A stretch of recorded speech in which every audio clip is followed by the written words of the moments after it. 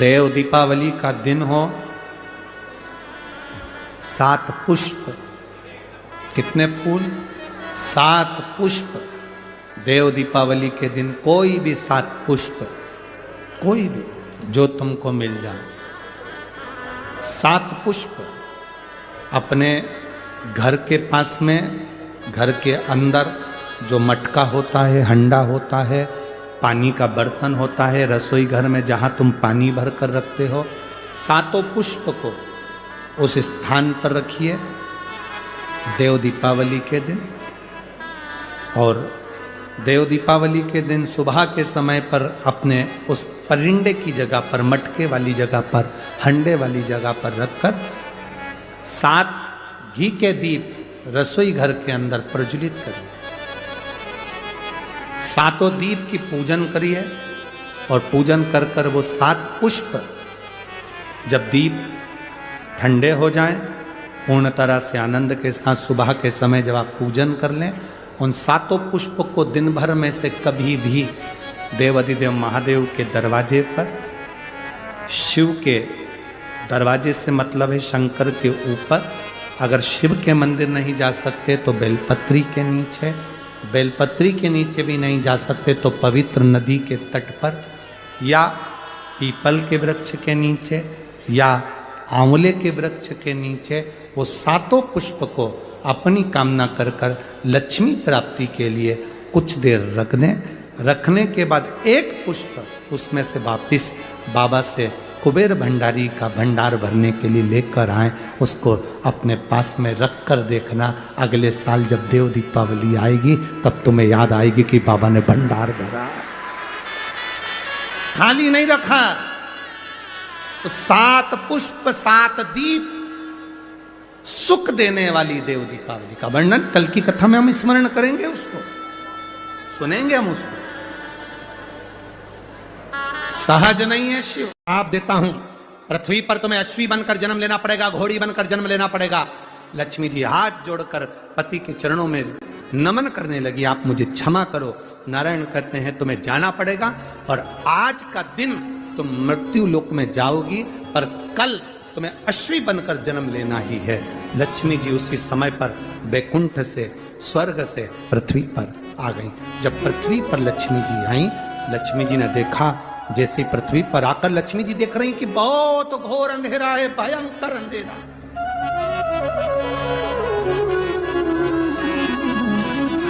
आज लक्ष्मी जी पृथ्वी पर आई, घोर अंधेरा, अमावस्या की रात्रि है, भयंकर रात्रि, चारों तरफ अंधेरा ही अंधेरा।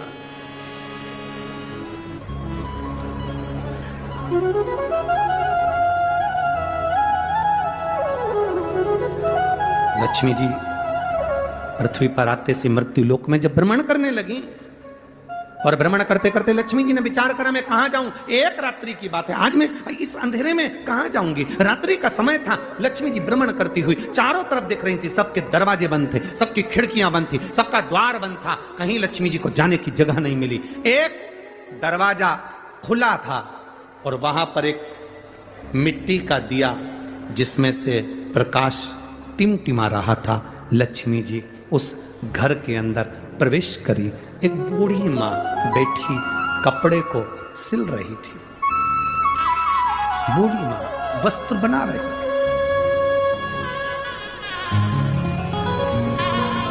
एक बूढ़ी मां वस्त्र बना रही है, एक बूढ़ी मां कपड़े को सिल रही है। अब लक्ष्मी जी यहां अंदर जाकर बूढ़ी माता को नमन किया, प्रणाम किया। लक्ष्मी जी ने कहा मां, क्या मैं एक रात्रि आपके यहां रुक सकती हूं? बूढ़ी मां काम में लगी हुई थी, उसने गादी बिछा दी, एक तकिया दे दिया और लक्ष्मी जी को पहचानी नहीं। इतना कहा बहन आप आराम करो, आप रुको, आप रहो। मां मुझे भूख लग रही है, भूख लग रही है। कपड़ा छोड़कर मां, कपड़ा छोड़कर मां, कपड़े को छोड़कर मां उस माता लक्ष्मी को पहचानी नहीं, पर एक स्त्री के लिए भोजन ढूंढने के लिए गई, पर घर इतना साधारण सा था, बड़ी गरीब परिस्थिति का था। भोजन जितना बनाया था वो समाप्त हो चुका था। मधु अब 75 वर्ष की मां, 75 वर्ष की बूढ़ी मां, और 75 वर्ष की बूढ़ी मां और उसके विवाह में जो पिता ने शहद दिया था, मधु दिया था, 75 वर्ष की, और 75 वर्ष की बूढ़ी मां को जो शहद दिया गया, दहेज में जो मधु दिया गया था, वो शहद, वो मधु, वो शहद, वो मधु उसके पास में था, उसके स्मरण में आ गया, स्मरण। और उसके स्मरण में आया कि जो मधु है मेरे पास में, मुझे देना चाहिए, परंतु वो डब्बा जिसमें मधु भरा हुआ था, जिसमें शहद भरा हुआ था, वो डब्बा ढूंढा जा रहा है। वो मधु का डब्बा, वो शहद का डब्बा ढूंढा जा रहा है। और मधु का डब्बा जब ढूंढने के लिए बूढ़ी मां लगी, दरवाजे पर जो दीप लगा हुआ था प्रकाश के लिए, वो दीप को उठाकर लेकर आई। अपने द्वार पर आए हुए अतिथि का आदर, सम्मान, सत्कार कैसा होना चाहिए, ये शिव महापुराण की कथा कह रहे। आपके द्वार पर आया हुआ अतिथि, उसका आदर, उसका सम्मान, उसका सत्कार कैसा होना चाहिए, ये शिव पुराण बता रहे। मधु का डब्बा, शहद की डब्बी ढूंढ रही, मिला, प्रकाश की रोशनी में देखा गया, और प्रकाश की रोशनी में वो डब्बा प्राप्त हुआ। मधु निकाला, शहद निकाला, और वो शहद बूढ़ी मां माता लक्ष्मी जी के पास लेकर गई। बूढ़ी मां माता लक्ष्मी जी के पास लेकर,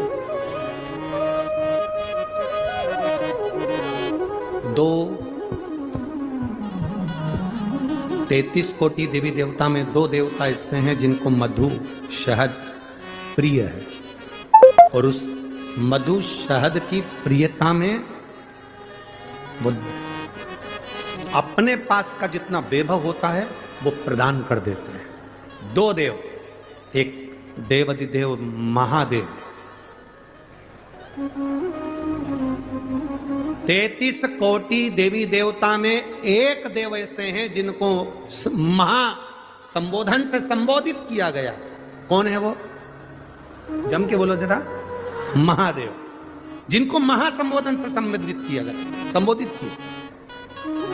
और 33 कोटि देवताओं की जो धर्म पत्नियां हैं, देवियां, उन देवियों में केवल एक देवी है जिस देवी के नाम के आगे महा का संबोधन लगाया गया, वो केवल एक लक्ष्मी है जिसे महालक्ष्मी कहा गया। महासंबोधन, एक महादेव है और दूसरी महालक्ष्मी। बाकी के किसी देवी के आगे महा का संबोधन नहीं दिया गया।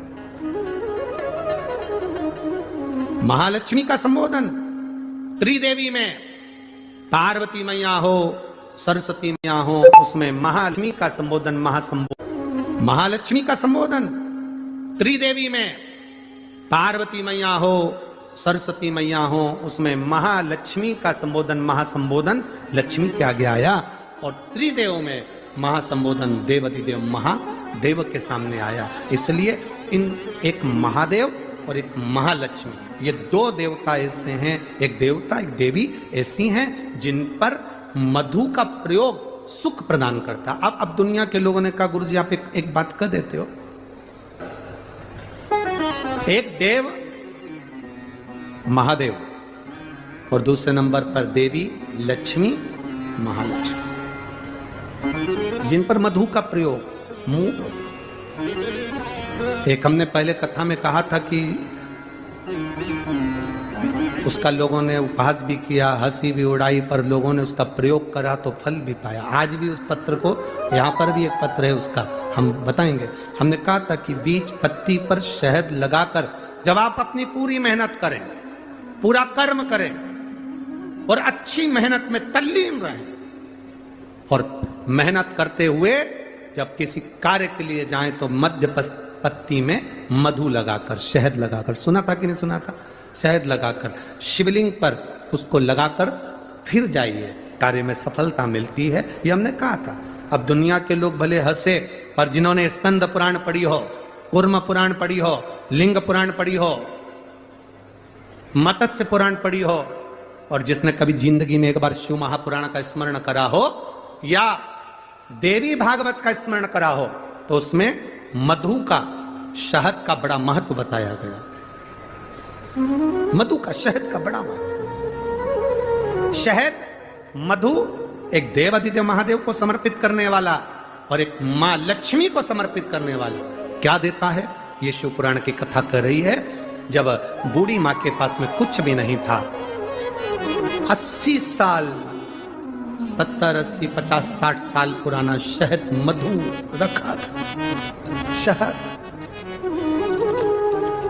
आप लोगों में से कितने लोग हैं जिनके घर में शहद है, मधु है? रखो। अब मधु आपके घर में है, कोई सामान आपके घर में दाल भर कर रखना, उसमें कीड़े पड़ जाएंगे, सड़ जाएगी। दूध रख दिया, घी रख दिया, 10 साल, 5 साल, 8 साल, 15 साल में उसमें कीड़े पड़ सकते हैं, वो सड़ सकता। पर केवल एक मधु, शहद ऐसा होता है जो 50 साल तक भी रखा रहे तो सड़ता नहीं है, बल्कि औषधि बन जाता है। शहद अगर 40 साल का भी रखा है, मधु अगर 30 साल, 50 साल का भी रखा है, तो वो औषधि का काम करता है। और केवल मधु, शहद डब्बे में जैसे औषधि का काम करता है, वैसे ही हमारी जिह्वा में भी अगर हम शहद, वो कहते हैं ना कि शहद जैसी वाणी बोलते हैं, जो शहद जैसी वाणी बोलता है वही दुनिया पर राज्य कर पाता है, जो कड़वा बोलता है वो राज्य नहीं कर पाता। शहद जैसी वाणी, उस मधु का बड़ा प्रयोग है, मधु की बड़ी विशेषता। एक देवादिदेव महादेव में और एक देवियों में महालक्ष्मी, देवियों में महालक्ष्मी। कभी प्रयास करना, प्रयोग कर कर देखना।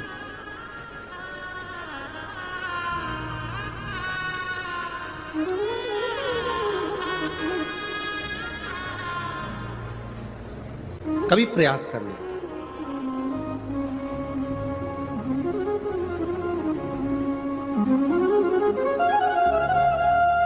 जब तुम्हें लगे जिंदगी में कि बहुत हाथ तंग चल रहा है और बहुत तकलीफ की जिंदगी चल रही, बहुत तकलीफ, बहुत कष्टमय जीवन चल रहा है, बहुत कष्ट।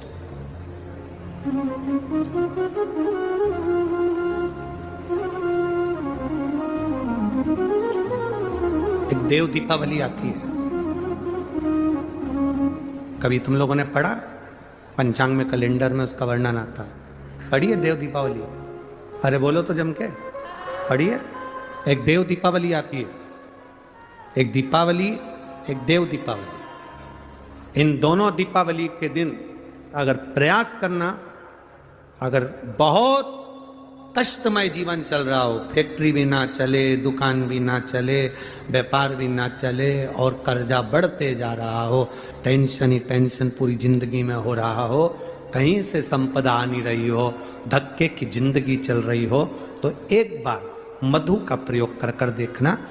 महालक्ष्मी की अगर पूजन कर रहे हो देव दीपावली पर या दीपावली पर, तो पान के पत्ते पर एक शहद की बिंदी रखकर लक्ष्मी जी को भोग लगाइए और शंकर जी के मंदिर में उसी दीपावली को या देव दीपावली पर शंकर भगवान के शिवलिंग पर एक पत्ते पर या पुष्प पर एक बूंद शहद लगाकर शिव जी को समर्पित कर कर देखिए। अगला वर्ष तक इंतजार करना, बाबा आपकी जिंदगी में 4 चांद ना लगा दे उस मधु के बल पर, तो आनंद के लिए प्रयास करिए। मधु में क्या बल है, यह शिव महापुराण की कथा कर रही है। लक्ष्मी जी को श्राप दिया गया, तू अश्व की योनि में जाएगी, अश्वी बनेगी, घोड़ी बनेगी। भगवान नारायण ने लक्ष्मी को पृथ्वी पर भेज दिया। लक्ष्मी जी पूरी रात्रि, अमावस्या की रात्रि अंधेरे में भ्रमण कर रही हैं, कहीं उनको जगह नहीं मिली। एक दरवाजा खुला था, दीपक टिमटिमा रहा था, लक्ष्मी जी उसमें प्रवेश कर गई। बूढ़ी माँ कपड़े बना रही थी, भोजन मंगा, भोजन था नहीं। बूढ़ी माँ ने शहद का डब्बा ढूंढ लिया, मधु की डब्बी ढूंढ ली। उस मधु की डब्बी को, उस शहद की डब्बी में से थोड़ा सा मधु लाकर लक्ष्मी जी को दे दिया। थोड़ा सा मधु लाकर, थोड़ा सा शहद लाकर लक्ष्मी जी को दिया।